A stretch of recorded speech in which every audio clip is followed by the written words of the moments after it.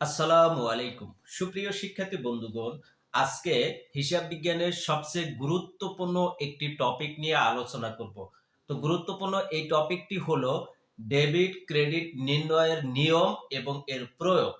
তো এই debit credit নির্ণয়ের নিয়ম এটি আলোচনা করা হয়েছে হিসাব বিজ্ঞানের তৃতীয় অধ্যায়ের দুতরফা দাখিলা পদ্ধতি চ্যাপ্টারে। তো এই চ্যাপ্টারে ডেবিট ক্রেডিট নির্ণয় এই জিনিসটি কিন্তু খুব বেশি ইম্পর্টেন্ট। আমি শুরুতেই বলেছি হিসাব বিজ্ঞানের একটি গুরুত্বপূর্ণ টপিক, কারণ হিসাব বিজ্ঞানের মূল জিনিসটি হলো ডেবিট ক্রেডিট নির্ণয়। তুমি যদি ডেবিট ক্রেডিট নির্ণয় না করতে পারো তাহলে হিসাব বিজ্ঞানের কোনো কিছুই নির্ণয় করতে পারবে না। তার মানে হিসাব বিজ্ঞানে তুমি কিছুই পারবে না। তো হিসাব বিজ্ঞানে ডেবিট ক্রেডিট নির্ণয় বিষয়টি খুব বেশি ইম্পর্টেন্ট। আশা রাখি আমার সাথে ধৈর্য সহকারে ক্লাসটাকে শেষ পর্যন্ত দেখবে এবং ডেবিট ক্রেডিট কিভাবে নির্ণয় করতে হয়, কিভাবে কোন হিসাবকে ডেবিট কোন হিসাবকে ক্রেডিট এবং কিভাবে নির্ণয় করবে সেই বিষয়গুলো শিখতে পারবে। তো প্রথমে আমরা জানি হিসাব বিজ্ঞানের ব্যবসায়ের মোট 5 ধরনের হিসাব রয়েছে। ঠিক আছে, হিসাব বিজ্ঞানের ব্যবসায়ে মোট 5 ধরনের হিসাব রয়েছে। কি? একটি হলো সম্পদ, আরেকটি হলো ব্যয়, আরেকটি হলো আয়, আরেকটি হলো দায়, আরেকটি হলো মালিকানা সত্ত্ব। তাহলে এই 5টা হিসাব রয়েছে। তো 5টি হিসাবের মধ্যে এই যে সম্পদ আর ব্যয়, সম্পদ ও ব্যয় সাধারণত ডেবিট হয়। আয়, দায় ও মালিকানা সত্ত্ব সাধারণত ক্রেডিট হয়। এখন এমসিকিউতে তোমার অনেক সময় চাইতে পারে যে নিচের কোন হিসাবগুলো ডেবিট জের প্রকাশ করে। তাহলে সম্পদ আর ব্যয় এই দুটি হিসাব ডেবিট জের প্রকাশ করে, আর নিচের কোন হিসাবগুলো ক্রেডিট জের প্রকাশ করে। তখন কিন্তু হবে আয়, দায় এবং মালিকানা সত্ত্ব এই তিনটা যে কোনো দুইটা থাকতে পারে, যে কোনো একটা থাকতে পারে। ঠিক আছে? তো সম্পদ এবং ব্যয় সাধারণত ডেবিট হয় এবং আয়, দায় ও মালিকানা সত্ত্ব সাধারণত ক্রেডিট হয়। এটাকে মনে রাখার সহজ একটি পদ্ধতি আমি নির্ণয় করেছি। সম্পদ আর ব্যয় এই দুইটি শব্দের প্রথম দুইটি অক্ষর সম্পদের স এবং ব্যয়ের ব্যয়, তাহলে এই দুইটাকে একসাথে নিলে সব্য হয়। সব্য ডেবিট। আর আয়, দায় এবং মালিকানা সত্ত্ব, আয়ের আ, দায়ের দ এবং মালিকানা সত্ত্বের ম, এই তিনটি একসাথে নিলে হয় আদম। তাইলে এ আদম ক্রেডিট। তাহলে সব্য ডেবিট আদম ক্রেডিট, সব্য ডেবিট আদম ক্রেডিট, সব্য ডেবিট আদম ক্রেডিট। তার মানে যেটা সাধারণত ধর্ম যা বৃদ্ধি পাইলে তাই হবে, আর হ্রাস পেলে তার বিপরীতটা হবে। যেমন সম্পদ এবং ব্যয় এই দুইটার সাধারণ ধর্ম হলো ডেবিট। তাহলে সম্পদ এবং ব্যয় এরা বৃদ্ধি পেলে ডেবিট হবে, হ্রাস পেলে ক্রেডিট হবে। আয়, দায় এবং মালিকানা সত্ত্ব, যেটাকে আমরা সংক্ষেপে আদম বলবো, আদমের সাধারণ ধর্ম হলো ক্রেডিট। তার মানে বৃদ্ধি পেলে ক্রেডিট হবে, হ্রাস পেলে ডেবিট হবে। তো এখন প্রশ্ন হলো সম্পদ, সম্পদ সরাসরি তো সম্পদ লেখা থাকবে না, সম্পদের মধ্যে তো অনেক আইটেম রয়েছে। তো সম্পদ কি বা এই আইটেমটাই যে সম্পদ এটা আমরা কেমনে বুঝবো? সম্পদই তো বুঝি না। ঠিক আছে? তো আইটেম গুলো আমরা কেমনে বুঝবো? ব্যয় তো বুঝি না, আমরা আইটেম গুলো কেমনে বুঝবো? তো এই জিনিসটাই তোমাদের প্রশ্নে থাকতে পারে, তোমাদের মনের মধ্যে প্রশ্ন থাকতে পারে এবং তোমাদের বইতে যে নির্ণয়টা করে দিয়েছে সেটি হলো সম্পদ বৃদ্ধি পেলে ডেবিট, হ্রাস পেলে ক্রেডিট, আয় বৃদ্ধি পেলে ক্রেডিট, হ্রাস পেলে ডেবিট। এই জিনিসগুলা এইভাবে দেওয়া আছে। বাট আয় কি, ব্যয় কি, সম্পদ কি বা কোন কোন আইটেম সম্পদে যায়, কোন কোন ব্যয় আইটেম ব্যয়ে যায়, এই বিষয়গুলো কিন্তু দেওয়া নাই। তো এই বিষয়গুলোকে সুন্দরভাবে উপস্থাপন করার জন্য আমরা একটু বিস্তারিত দিকে যাচ্ছি। তো প্রথম হলো সম্পদ কি? সম্পদ হলো প্রতিষ্ঠানের এমন অর্থনৈতিক সম্পত্তি বা অধিকার যা ভবিষ্যতে আর্থিক সুবিধা প্রদান করবে এবং যা প্রতিষ্ঠানের নিয়ন্ত্রণে আছে। তাইলে কি এমন নিয়ন্ত্রণে আছে এবং ভবিষ্যৎব্যাপী আর্থিক অবস্থা সুবিধা প্রদান করবে? যেমন তোমার প্রতিষ্ঠানে কি থাকতে পারে? ফার্নিচার থাকতে পারে, তোমার প্রতিষ্ঠানে ইকুইপমেন্ট থাকতে পারে, তোমার প্রতিষ্ঠানে মেশিনারিজ থাকতে পারে, তোমার প্রতিষ্ঠানে কি থাকতে পারে? কম্পিউটারের আইটেম থাকতে পারে, কম্পিউটার আইটেম থাকতে পারে। এই জিনিসগুলা কিন্তু এখন তোমার নিয়ন্ত্রণে আছে এবং এরা ভবিষ্যতে তোমাকে আর্থিক সুবিধা দিবে। ঠিক আছে? এই জিনিসগুলো হলো সম্পদ। অর্থাৎ আরো যদি সহজভাবে বলি, যেসব জিনিস ব্যবসার জন্য উপকার এনে দেয় এবং যার আর্থিক মূল্য আছে সেগুলোই সম্পদ। ঠিক আছে? তাহলে সম্পদ বৃদ্ধি পেলে ডেবিট, হ্রাস পেলে ক্রেডিট। সম্পদ বৃদ্ধি পেলে ডেবিট, হ্রাস পেলে ক্রেডিট। এখন দেখো কোন কোন আইটেম বা কোন কোন হিসাবকে সম্পদ বলা হয় তার একটি তালিকা দিচ্ছি। তো সম্পদকে মোটামুটি ৪টি অংশে ভাগ করা হয়। চলতি সম্পদ, চলতি স্থায়ী সম্পদ, তারপরে হলো দৃশ্যমান সম্পদ, অদৃশ্যমান সম্পদ। এই কয়েকটি ভাগে ভাগ করা হয়।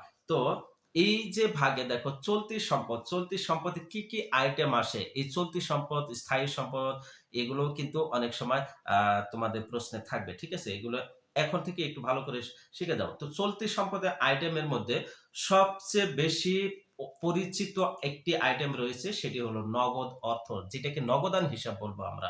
ঠিক আছে? নগদান হিসাব। তারপরে ব্যাংক হিসাব রয়েছে। তারপরে দেনাদার, দেনাদারের অপর নাম হলো প্রাপ্য হিসাব, দেনাদারের অপর নাম প্রাপ্য হিসাব। তারপরে প্রাপ্য বিল, তারপরে হলো মজুত পণ্য, তারপরে হলো অগ্রিম খরচ, খরচের যে কোনো অগ্রিমই হবে, খরচের যে কোনো অগ্রিম। তারপরে প্রাপ্য আয়, আয়ের যে কোনো প্রাপ্য, প্রাপ্য মানে বকেয়া, ঠিক আছে, পাওয়া হয়নি এখনো, পাবে। তারপরে স্বল্প মেয়াদী কিছু বিনিয়োগ থাকতে পারে, সেগুলো হলো চলতি সম্পদ। তো এর মধ্যে এই যে নগদ অর্থ, ব্যাংক জমা, দেনাদার বা প্রাপ্য হিসাব, প্রাপ্য বিল, মজুত পণ্য, এই আইটেমগুলো খুব বেশি ইম্পর্টেন্ট। এই আইটেমগুলো মনে রাখবা যে এগুলো সম্পদ। তো এই জিনিসগুলা, নগদ অর্থ যদি বেশি বৃদ্ধি পায় তাহলে ডেবিট হবে, হ্রাস পেলে ক্রেডিট হবে। ব্যাংক জমা বৃদ্ধি পেলে ডেবিট হবে, হ্রাস পেলে ক্রেডিট হবে। প্রাপ্য বিল বৃদ্ধি পেলে ডেবিট হবে, হ্রাস পেলে ক্রেডিট হবে। তাইলে সম্পদের একটি ক্যাটাগরি হলো চলতি সম্পদ। এই চলতি সম্পদের কিছু আইটেম রয়েছে: নগদ অর্থ, ব্যাংক জমা, দেনাদার, প্রাপ্য বিল, মজুত পণ্য, অগ্রিম খরচ, প্রাপ্য আয় এবং স্বল্প মেয়াদী বিনিয়োগ। এরপরে স্থায়ী সম্পদ নামে আরেকটি ক্যাটাগরি রয়েছে। এই স্থায়ী সম্পদের কি কি উপাদান রয়েছে দেখো। স্থায়ী সম্পদ হলো যেগুলো একদম স্থায়ী থাকে এবং দীর্ঘদিন ব্যাপী সুবিধা দিয়ে থাকে। এগুলো কি কি দেখো।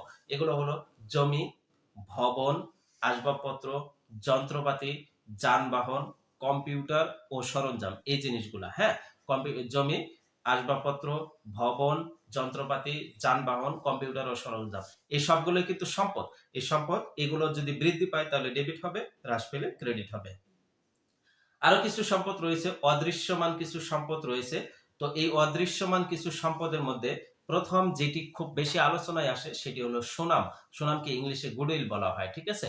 তো গুডউইল এটি যেগুলো ফিজিক্যাল কোনো অস্তিত্ব নাই, বাট এটার মূল্য আছে। ঠিক আছে?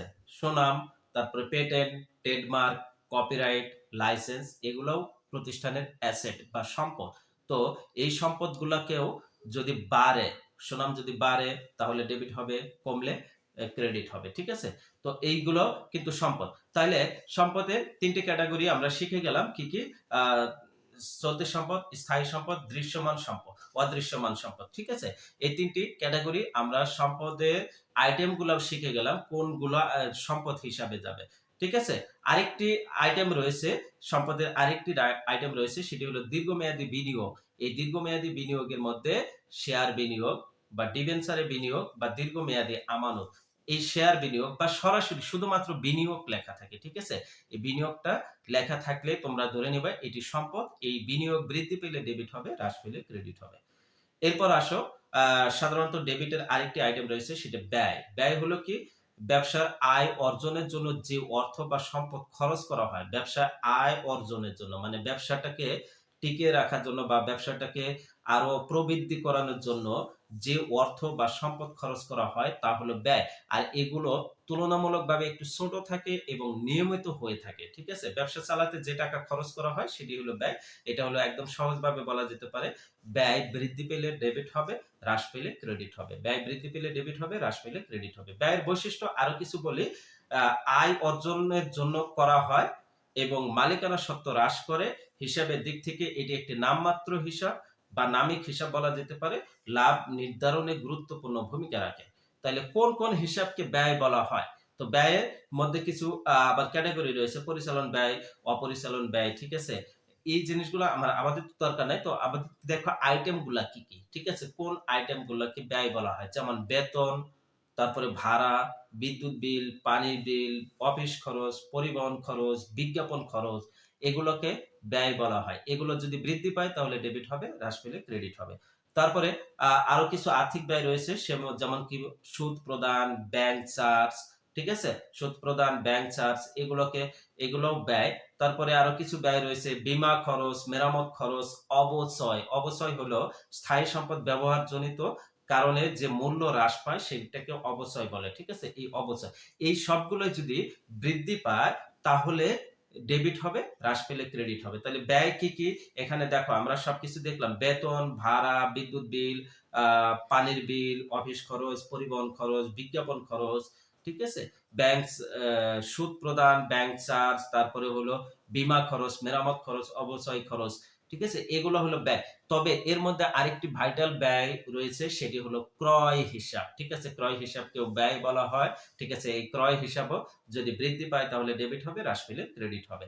এরপরে আসো ক্রেডিট আইটেম গুলা। তো সাধারণত ক্রেডিট হয় আয়, দায় এবং মালিকানা সত্ত্ব। এর মধ্যে আয় কি? আয় হলো ব্যয়ের বিপরীত, ঠিক আছে? আয় হলো ব্যবসার স্বাভাবিক কার্যক্রমের মাধ্যমে অর্জিত অর্থনৈতিক সুবিধা যা মূলধন বৃদ্ধি করে এবং দায় সৃষ্টি করে না, ঠিক আছে? মূলধন বৃদ্ধি করে এবং দায় সৃষ্টি করে না, ঠিক আছে? এরকম স্বাভাবিক কার্যক্রমে অর্জিত সুবিধা, ঠিক আছে? তো সহজভাবে বলা যায় ব্যবসা করে যে টাকা পাওয়া যায় বা পাওয়ার অধিকার সৃষ্টি হয় সেটি হলো আয়। ব্যবসা করে যে টাকা পাওয়া যায় বা পাওয়ার অধিকার সৃষ্টি হয় সেটি হলো আয়। আয় হ্রাস পেলে ডেবিট হবে, বৃদ্ধি পেলে ক্রেডিট হবে, ঠিক আছে? আয় হ্রাস পেলে ডেবিট হবে, বৃদ্ধি পেলে ক্রেডিট হবে। এখন কোন কোন হিসাবকে আয় বলা হয়, আইটেমগুলো কি কি দেখি। এখানে প্রধান আয় কি কি? বিক্রয়, সেবা আয়, তারপরে কমিশন আয়, ফি কালেকশন, এগুলো হতে পারে, ঠিক আছে? বিক্রয়, সেবা আয়, যেমন এই যে আগের চ্যাপ্টারে আমরা আইনি সেবা দেওয়া হলো বা মেরামত সেবা করা প্রদান করা হলো, ঠিক আছে? এই জিনিসগুলা, ঠিক আছে? তো এই জিনিসগুলা আয় হতে পারে। অন্যান্য আয়ের মধ্যে রয়েছে সুদ আয়, ভাড়া আয়। ভাড়া যদি পাওয়া যায় তাহলে আয় হবে, আর ভাড়া যদি প্রদান করা হয় তাহলে ব্যয় হবে, হ্যাঁ? লভ্যাংশ আয়, সম্পদ বিক্রয় জনিত লাভ হতে পারে এইগুলা। তাহলে এই আয়গুলা যদি বৃদ্ধি পায় তাহলে ক্রেডিট হবে, আর হ্রাস পেলে ডেবিট হবে। এরপরে দায় কি? দায় হলো প্রতিষ্ঠানের এমন আর্থিক বাধ্যবাধকতা যা অতীতের লেনদেনের ফলে সৃষ্টি হয়েছে। অতীতের লেনদেন মানে আগে লেনদেনের ফলে সৃষ্টি হয়েছে এবং ভবিষ্যতে এর অর্থ, সম্পদ বা সেবা প্রদান করে পরিশোধ করতে হবে।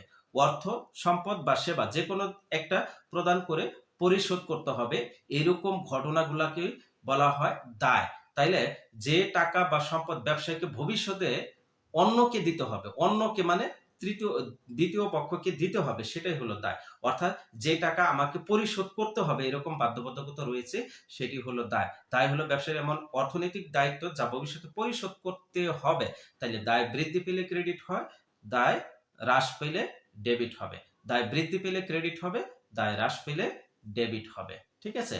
তাহলে দায়ের কি কি আইটেম থাকে? দায়ের মধ্যে ক্যাটাগরি রয়েছে চলতি চলতি দায়, দীর্ঘমেয়াদী দায়। তো চলতি দায়ের মধ্যে যেমন পাওনাদার রয়েছে, পাওনাদারকে প্রদেয় হিসাব বলা হয়। প্রদেয় বিল রয়েছে, ব্যাংক জমাতিরিক্ত রয়েছে। ব্যাংক ওভারড্রাফট বা ব্যাংক জমাতিরিক্ত একই কথা। ব্যাংক ওভারড্রাফট হলো ইংলিশ শব্দ আর ব্যাংক জমাতিরিক্ত হলো বাংলা শব্দ। তারপরে খরচের বকেয়া যদি থাকে সেটা হবে, আয়ের যদি অগ্রিম থাকে সেটা হবে স্বল্পমেয়াদী ঋণ হতে পারে। এগুলো চলতি দায়। এগুলা যদি বৃদ্ধি পায় তাহলে ক্রেডিট হবে, হ্রাস পেলে ডেবিট হবে। এরপরে দীর্ঘমেয়াদী দায় রয়েছে। দীর্ঘমেয়াদী দায়ের মধ্যে রয়েছে আ দীর্ঘমেয়াদী ব্যাংক ঋণ বা বন্ধকি ঋণ, ডিবেঞ্চার, বন্ড, প্রদেয় বন্ড, এগুলো। ঠিক আছে? এগুলো হলো দায়। এই দায়গুলো যদি বৃদ্ধি পায় তাহলে ক্রেডিট হবে, হ্রাস পেলে ডেবিট হবে। তাহলে বুঝতে পারছো দায় কি কি এবং কি কি আইটেম গুলোকে দায় হিসেবে নির্ণয় করা হয় বা দায় কি আসলে দায়কে কিভাবে মূল্যায়ন করা হয়। এরপরে সর্বশেষ একটি আইটেম রয়েছে মালিকানা সত্ত্ব। মালিকানা সত্ত্ব হলো ব্যবসার মোট সম্পদ থেকে মোট দায় বাদ দিলে যে অবশিষ্ট অংশ থাকে, অর্থাৎ মোট সম্পদ থেকে মোট দায় বাদ দিলে অবশিষ্ট যে অংশটা থাকে সেটি হলো মালিকের অধিকার বা মালিকানা সত্ত্ব, অর্থাৎ মালিক যেটা দিয়ে থাকে। ঠিক আছে? অর্থাৎ মালিকানা সত্ত্ব সমান কি? মোট সম্পদ মাইনাস মোট দায়। এটা ব্যবসায় প্রকৃত মালিকানার অংশই হলো মালিকানা সত্ত্ব। অর্থাৎ একটা ব্যবসায় লোন নিয়েও করা যেতে পারে এবং মালিক কিছু টাকা ইনভেস্ট করে আর কিছু টাকা লোন নিয়ে করে। ঠিক আছে? এই যে লোন যেটুক নিয়ে করলো সেটা বাদ দেওয়ার পরে যেটা থাকবে সেটি হলো মালিকের পাওনা বা মালিকের দাবি। আর এটাই হলো মালিকানা সত্ত্ব। তো মালিকানা সত্ত্ব বৃদ্ধি পেলে আ ক্রেডিট হয়, হ্রাস পেলে ডেবিট হয়। ঠিক আছে? মালিকানা সত্ত্ব হ্রাস পেলে ডেবিট হবে, বৃদ্ধি পেলে ক্রেডিট হবে। তো কি কি রয়েছে, যেমন দেখো, মালিকের বিনিয়োগকৃত অর্থ বা সম্পদ যেটাকে মূলধন হিসাব বলা হয়, অতিরিক্ত মূলধন সংযোজন এগুলোকে মূলধন হিসাব বলা হয়, ঠিক আছে। আর এরপরে হলো উত্তোলন, উত্তোলনটাও কিন্তু মালিকানা সত্ত্বকে হ্রাস করে, তো মালিকানা সত্ত্ব হ্রাস করলে কি হবে, ডেবিট হবে, তাহলে উত্তোলন ডেবিট হবে। এরপরে লাভ, লাভ কি মালিকানা সত্ত্বকে বৃদ্ধি করে, তাইলে মালিকানা সত্ত্ব বৃদ্ধি করলে কি হয়, ক্রেডিট হয়, তাইলে লাভ হলে ক্রেডিট হবে। এরপরে দেখো ক্ষতি, ক্ষতি হলো মালিকানা সত্ত্বকে হ্রাস করে, হ্রাস করলে কি হবে, ডেবিট হবে, তাহলে মালিক ক্ষতি হলে। এরপরে সংরক্ষিত মুনাফা, ভবিষ্যতের জন্য রেখে দেওয়ার লাভ, এটিও মালিকানা সত্ত্বকে বৃদ্ধি করে, যার কারণে এটি ক্রেডিট হবে। তো এই ছিল ডেবিট ক্রেডিট নির্ণয়ের আলোচনার বিষয়। আশা রাখি তোমরা এই বিষয়টাকে ক্লিয়ারলি বুঝতে পেরেছো। তারপরেও যদি কোনো প্রশ্ন থাকে বা কোথাও বুঝতে অসুবিধা হয়, আমাকে কমেন্টের মাধ্যমে জানাইতে পারো। আমি তোমাদের জন্য ডেডিকেটেড রয়েছে, আমি তোমাদেরকে সবকিছু সে ইনস্ট্যান্টলি বুঝাই দেব। সবাই ভালো থাকো, সুস্থ থাকো, আর সবার ভালো পড়াশোনা হোক সেই প্রত্যাশায় বিদায় নিচ্ছি।